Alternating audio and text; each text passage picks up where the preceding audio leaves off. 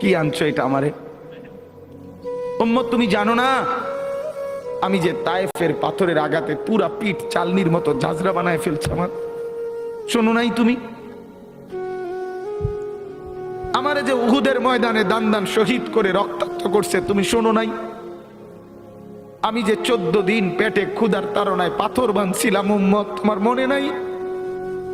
একবারও শোনো নাই আমার ক্ষুধার কষ্ট, আমার পিঠের ব্যথা, আমার দাঁতের ব্যথা, আমার কাঁধে 2টা কড়া ঢুকে গেছে উম্মত।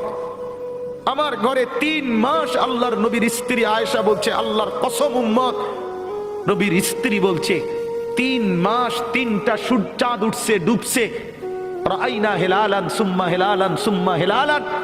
3 চাঁদ 3 মাসে নবীর 9 জন বিবির কারো ঘরে আম্মা জান আয়েশা বলে 1 ফোঁটা চুলায় আগুন জ্বলে নাই। মা আওকাদাত ফি আবিয়াতে রাসূলিল্লাহ নারুন, নবীর একজন বিবির ঘরেও আগুন জ্বলে নাই।